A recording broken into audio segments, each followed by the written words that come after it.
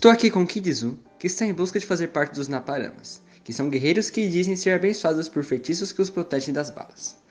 Agora ele está esperando o ônibus chegar para levá-lo até os Naparamas. Kidizu, me conte um pouco sobre a sua história. Meu pai era um pescador bêbado, que se orgulhava de viver bem tendo pouco. Ele era muito patriota e comemorou com alvoroço a independência de Moçambique. Meu pai era sonâmbulo e achava que seus sonhos eram premonições. Como foi quando a guerra começou? Foi horrível. Com o passar do tempo, a guerra chegava cada vez mais perto de nossa casa. Ouvíamos os tiroteios dia e noite. Já não tinha mais onde plantar comida. Ficávamos cada vez mais pobres. Meu pai achava isso bom. A pobreza diminuía a chance de nós sermos roubados. Como ficou sua família depois disso? O que estava ruim ficou pior. Meu pai passou o resto de seu pouco tempo de vida bebendo em seu barco. Um dia, o encontraram morto. Minha mãe acreditava que se colocar uma panela de comida no barco de meu pai, ele viria comer durante a madrugada. Eu vi um naparama comendo e minha mãe acreditou que era meu pai. Foi por causa disso que quis se tornar um Naparama? Não, pois pessoas próximas a mim morreram por causa da guerra. Por causa disso, decidi abandonar minha terra e me tornar um guerreiro. Nessa época, meu pai me disse em um sonho que iria me assombrar caso saísse de minha cidade. Consultei um feiticeiro que me explicou que para não ser perseguido por meu pai, eu deveria fazer uma viagem pelo mar, para não deixar pegadas e ir longe o suficiente para chegar a um lugar que ninguém me conhecesse. Kidizu, como está indo sua viagem? No começo, foi bem difícil. Acredito que isso aconteceu por causa dos rastros deixados no mar pelo remo, pois através desses rastros, os espíritos me assombravam pelo sonho. Fui assombrado durante o trajeto todo. Entre as assombrações estava de meu pai, que sempre reclamava de sua vida e me criticava por querer desviar do meu destino para me tornar um Naparama. Depois de dias no mar, cheguei a Matimate. Assim que desembarquei, conheci a Sunny, o antigo secretário do administrador de Matimate. Me explicou que recentemente um navio cheio de donativos naufragou próximo à praia por causa de uma forte tempestade. Muitas pessoas tentaram pegar os donativos para si, indo até o barco com canoas. Foi então que o governo decidiu que ninguém poderia pegar os mantimentos, que a coleta dos donativos seria feita de forma organizada e que fosse distribuída seguindo a hierarquia da cidade, passando primeiro pelos membros do governo. O povo se revoltou, achando que o governo é corrupto, e estava desviando os mantimentos que iria para o povo. O administrador acusou seu secretário, Hassani, de ser responsável por toda a corrupção de seu governo, e ordenou sua prisão. Hassani me contou que foi torturado durante seu cárcere. Ele perdeu o movimento das pernas ao final de sua prisão. Perguntei a ele se existiam naparamas na cidade. Hassani me respondeu que apenas no interior de Matimate, e que os moradores nunca os viram, apenas ouvem boatos sobre seus atos de bravura. Antes de ir embora, participei de algumas festas. Bebi tanto que nem lembro como foi. Apenas sei que me colocaram de volta em meu barco.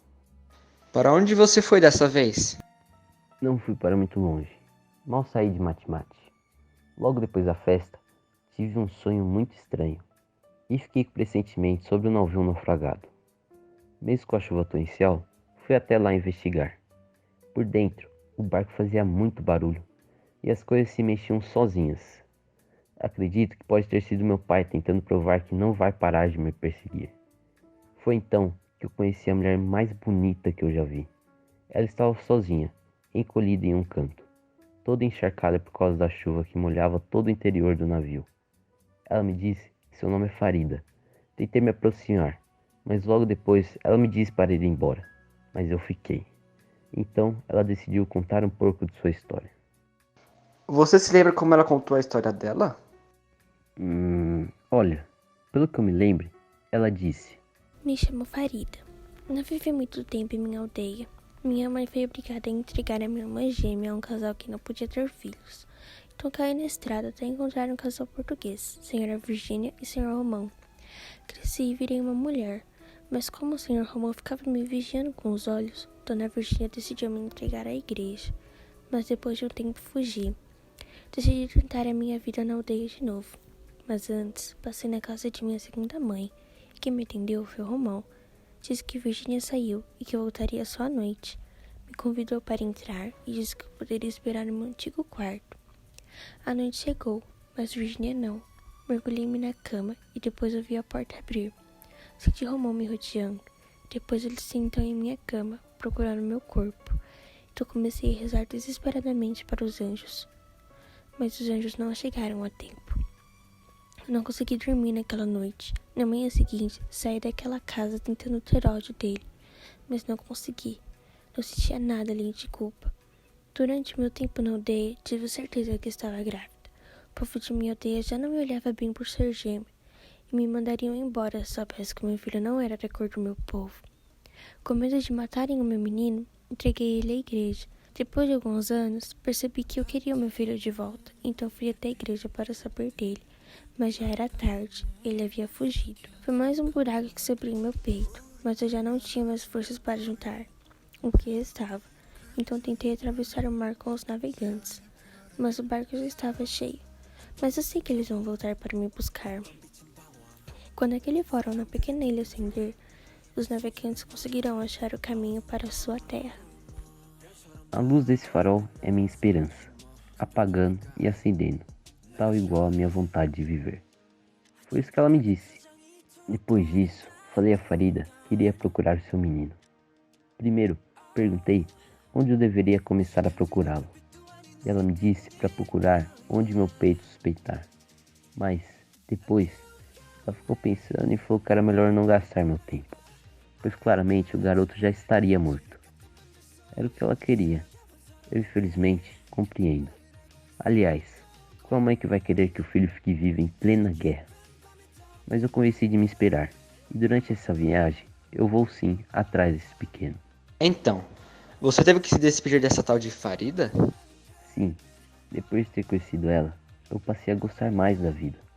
Aquela mulher parecia ser a única pessoa a viver alheia ao clima de guerra que dominava a região. Então, me despedi dela. Certo. E você iria para onde mesmo? Eu iria para Matimate, encontrar o menino de que a Farida tanto dizia.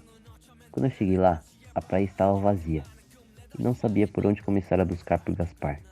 Então, ao subir uma rua, acabei vendo um homem de cadeira de roda, descendo tão rápido que acabou caindo, e fui ajudá-lo. E quem era esse homem misterioso? Por coincidência, era o Antoninho, um antigo amigo. Depois de ajudá-lo a levantar, a gente combinou de se encontrar depois mais tarde, e ele me levou para a casa dele. E ao chegar lá, vocês conversaram sobre o quê? Bom, o antigo administrador de Matimate, Hassani, estava lá e me ofereceu uma bebida. Ele me contou que foi castigado quando deu a ordem de matar uma mulher, que se chamava Farida. Mas não é moço que você conheceu? E que pediu ajuda para procurar seu filho? Sim, mas eu não podia esboçar reação. Eu tinha que fingir que não a conhecia. Ele também me contou que ele iria inaugurar uma loja e que eu seria um convidado.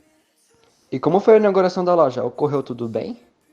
Quando chegou o dia, eu, Hassani e Antoninho nos reunimos. Uma multidão parou e se juntou para ouvir os discursos. Porém, ela foi deformada por barulhos de tiros e gritos. Diziam que iam matar alguém. E o que aconteceu depois? Eu corri atrás da loja e de repente a casa começou a pegar fogo. Eu estava decidida a sair da casa de Hassani.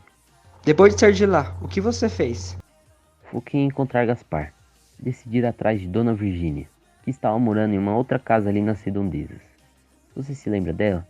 É a segunda mãe de Farida. Lembro sim. Fui até sua casa, mas não atravessei a estrada. A vi do outro lado da estrada. Sentei-me ali e a observei. Vi que várias crianças a rodavam e chamavam ela de vovó. Acho que ela tem o costume de contar histórias a esses pequenos. Ela estava bem?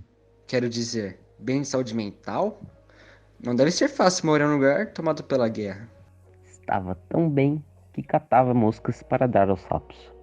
Tenho até dó dessa senhora, mas tomei coragem e atravessei a estrada. Ah, é? Claro, esqueceu que estava procurando o filho de Farida? Então, fui até ela e perguntei se ela se lembrava de Farida. Mas a véia estava tão maluquinha que me levou até sua casa e me disse para chamá-lo de vovó. Eu sei, Estranho. Chegando lá, nem sequer entramos. Ficamos ali sentados nas escadas. Então ela me disse: Houve uma noite em que as crianças me chamaram. Disseram que havia um corpo em meu quintal. Então fui até a pobre criança que ainda estava viva, peguei uma pá e comecei a cavar para cobri-la de terra depois.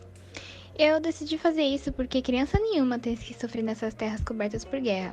Mas as crianças ao meu redor pediram para que eu deixasse ele vivo, apenas para contar sua história. Depois a morte seria na certa. Depois de um tempo, o garoto acordou e nos contou, não poupou nenhuma vírgula, mas a história era triste, e nos dias de hoje, quem quer imaginar desgraças? Então falaram que deveríamos matá-lo logo, mas sabia que era filho do meu antigo marido, pois o padre contou a história para ele e ele contou para mim sem saber quem eu sou. Ele ficou comigo por um tempo, mas fugiu. Sumiu assim como um cabelo em um palheiro. Eu já não podia mais contar com Virgínia. Chamei um amigo, chamado Quintino, para ir buscar a tiazinha, a organizadora do abrigo para refugiados. No meio do caminho, me senti exausto e resolvi descansar. Pedi para Quintino que fosse a tiazinha sem mim. Quintino voltou e me contou que no campo de refugiados tinham milhares de famílias famintas no meio dos destroços. Fui até lá e encontrei a tiazinha. Ela me contou que Gaspar foi levado para outro campo de refugiados, não sabia qual. Me convidou para passar alguns dias em sua casa, até conseguir encontrá-lo. Como era morar no abrigo? Era bem desconfortável para dormir. Na primeira noite que passamos lá, eu e o Quintino ficamos muito incomodados em dormir no esconderijo que servia de dormitório e saímos para caminhar. Quintino foi se encontrar com Jotinha, uma moça que não era uma boa companhia, pois achavam que ela era uma feiticeira. Eu encontrei com Quintino e Jotinha, que sugeriram que nós fôssemos dormir no local onde os alimentos eram guardados, pois seria mais confortável. O único problema era o fedor de comida estragada. Por que essa comida estava estragada? Se tinha tanta gente passando fome. Estevão, o administrador da cidade, só autorizava a distribuição de comida quando ele estivesse lá, para criar simpatia com os refugiados. No dia seguinte, chegariam novos deles. Eu propus fazermos uma festa para eles e distribuir os mantimentos, mas não permitiram. Como era o dia a dia no abrigo? Eu não fiquei muito tempo. Euzinha fazia questão de trabalhar bastante para provar que ainda era capaz de realizar suas tarefas e não ser considerado um fardo. Mesmo a gente sempre insistindo em ajudá-la, ela sempre recusava. À noite teria recepção para os refugiados. A festa foi bem animada, mesmo sem tanta comida. Tiozinha dançava e gritava que a guerra iria acabar. Eu pedi que ela parasse, pois ela já estava ficando tonta. Ela caiu no chão e sua vida foi indo embora. Só eu percebi. Eu queria poder ajudá-la, mas fui expulso de lá antes de poder fazer qualquer coisa. Enquanto eu estava com Euzinha, acharam Quintino e Jotinha namorando, que era proibido no abrigo. Nós três fomos expulsos. Decidi voltar a Matimate sozinho e ir até Farida, mesmo sem ter encontrado seu filho. Então, querido Kendizo, como ficou tudo no final? Eu estava voltando para Matimate sem Quintino e sem Gaspar. Subi a rua em direção à casa de Assani, e quando cheguei lá, ele mesmo me disse que a Farida já não me esperava, pois na última vez que Assani estivera lá, Farida disse que a minha demora só podia dizer que eu nunca encontraria Gaspar. Apontou para o farol e disse que precisava fazer ele funcionar. No dia seguinte, Farida foi até o farol com um moço. O moço comentou apenas que a viu subindo no farol, mas pouco tempo depois, ele explodiu. Incendiou a pequena ilha. O moço voltou sozinho. Seu Farida morreu? Foi queimada, assim como o resto da pequena ilha. Decidi ir embora. Estava sem rumo. No dia seguinte, eu peguei um ônibus da empresa de Assani. Pedi que ele me deixasse sozinho. Eu precisava ficar sozinho. Naquela noite, decidi voltar à minha antiga aldeia. Me forçarei a esquecer de tudo o que vivi, de todos que conheci. Quero que essas lembranças fiquem bem longe de mim. Então é por isso que elas estão todas aqui, nestes 11 cadernos que escrevi. Lembranças que irão ficar apenas no papel. No dia seguinte, subi no automóvel, até que parei para observar uma feiticeira que falava com uma multidão de corpos sem alma, pois suas almas foram roubadas pela guerra. O que ela falava? Não me lembro ao certo, mas ela disse que morram as estradas, se apaguem os caminhos e desabem as pontes. Chorais pelos dias de hoje? Pois saibam que os dias que virão serão ainda piores. A esperança acabou e o horror paira sobre o nosso presente. Em tempos de guerra, somos bichos sem família, sem nação. Pois essa guerra não serviu para fazer vós sair do país, e sim para fazer o país sair de dentro de vós. As noites serão tão pequenas para tantas luzes que vão explodir sobre vossas cabeças. O útero da terra estará oco, sem vida. No entanto, haverá uma manhã cheia de luz nova, e surgirá doces acordes de uma nova canção, uma canção de mãe, e essa voz nos dará força para um novo princípio. Me desculpa, vou ter que ir embora. Meu ônibus chegou. Queridos ouvintes, vim aqui a dar informação a vocês. Após que Jesus tenha embarcado no automóvel de volta à sua antiga casa, ele veio a óbito. Agradeço a todos vocês que ouviram nosso podcast.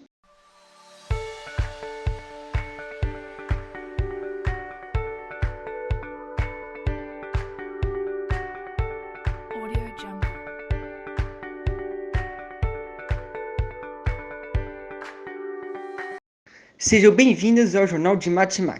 Hoje estamos com o administrador da cidade e seu assessor para uma conversa breve sobre a atual situação da cidade. Boa tarde a todos. A nossa situação atual é terrível. Não é apenas Mate que passa por isso. Todo o país de Moçambique banha uma guerra violenta, sem pretendentes. Acabamos de sair da Guerra da Independência e entramos em mais uma guerra civil, agora pelo poder do país. Boa tarde. Nossas pautas semanais mais que dobraram. Temos diversos problemas a resolver. O povo são os que mais sofrem, por fome, por sede, pelas perdas e por tudo que essa guerra causa de pontos negativos ao povo. De fato, a guerra está em escala sem precedentes. Nosso país está em chamas do caos. E o nosso povo luta pela vida. Mas o que Mate está fazendo nessas situações? O que o seu governo está fazendo pelo povo? Como a guerra assola todo o país, nosso município também está no cenário da guerra. Então, estamos em alerta máximo. Não estamos apoiando nenhum lado, pois vemos essa guerra não como uma decisão da democracia, e sim como uma guerra partidária. Apenas queremos o fim dela, mas tudo indica que ela irá durar muito tempo ainda. Estamos tomando todas as medidas cabíveis.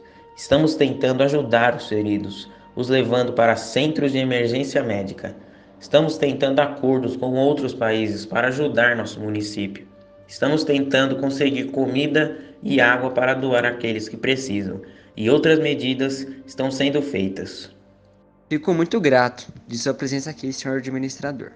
Isso irá descrever nossa situação para aqueles que irão ver os próximos entrevistados. Queridos ouvintes, agora passarei a palavra para a próxima entrevistadora, que irá entrevistar 2 moradores de Moçambique que podem explicar melhor sobre essa tragédia.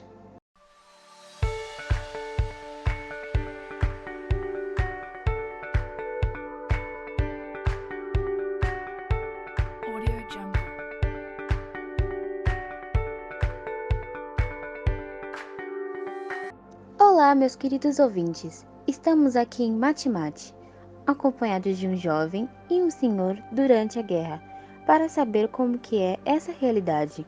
Olhando ao meu redor, vejo que a guerra matou a paisagem do local. Que tristeza. De qualquer forma, estamos aqui com o jovem Mandinga e o senhor Tuaí. Já sabemos que esse pequeno saiu do campo de refugiados. Por pouquíssimo não morreu, mas infelizmente perdeu a sua memória. Nem sequer sabia falar. Quem ensinou isso ao menino foi o senhor Tuaí. A única vontade do pequeno é achar seus pais. Senhor Tuaí, gostaria de comentar sobre como foi a sua viagem? Bem, não me lembro de muita coisa, mas acho que as coisas começaram a ficar mais interessantes quando dormimos em um automóvel incendiário. O ônibus estava no meio da rua.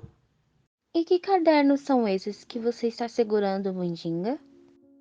Bem, eu e Tuaí achamos esses cadernos de um tal de Kindizu no porta-mala do carro. Vocês tinham comida? Estávamos procurando, chegamos até achar uma plantação, mas estava bem seca. Eu vi que lá só tinha mandioca crua.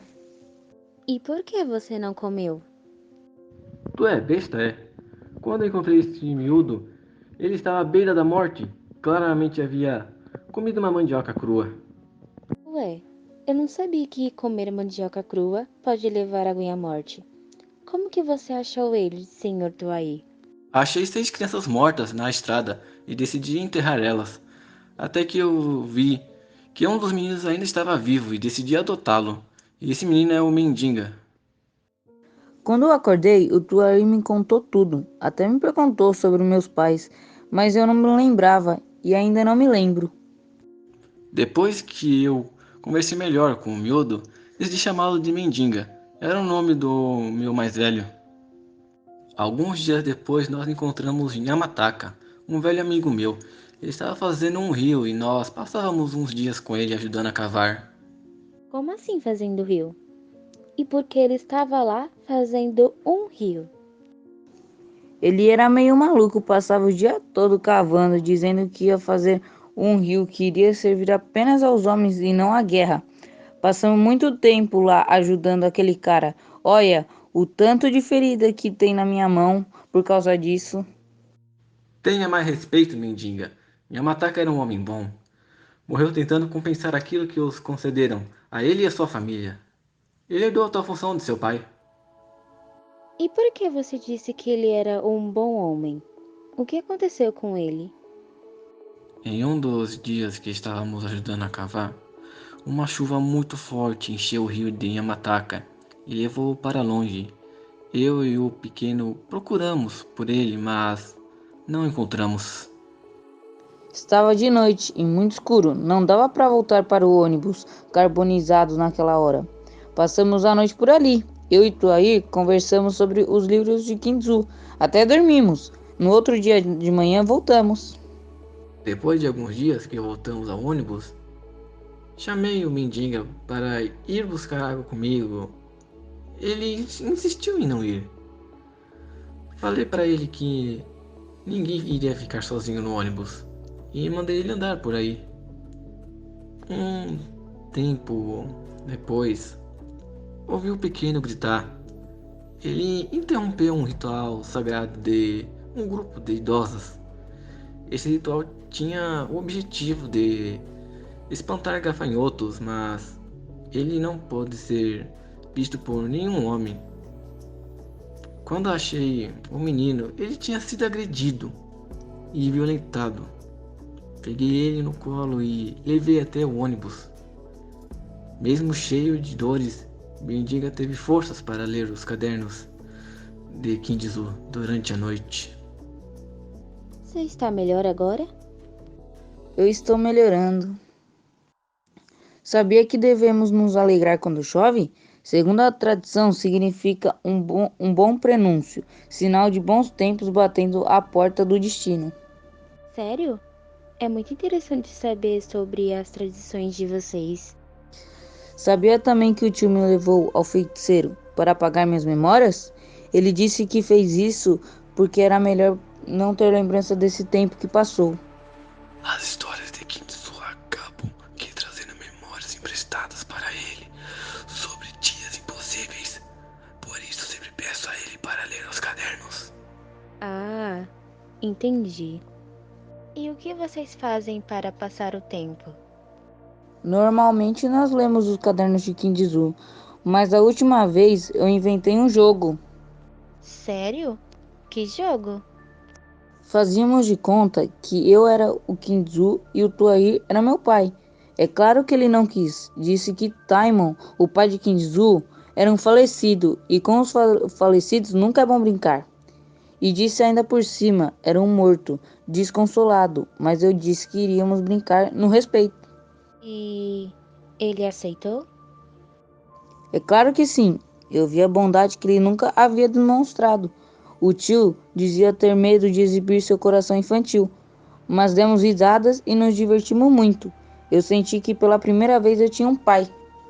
Queridos ouvintes, recebi uma notícia que Tuaíra e Mandinga vieram a óbito após terem contato com tsunami no litoral de Moçambique. Agradeço a todos que ouviram por aqui.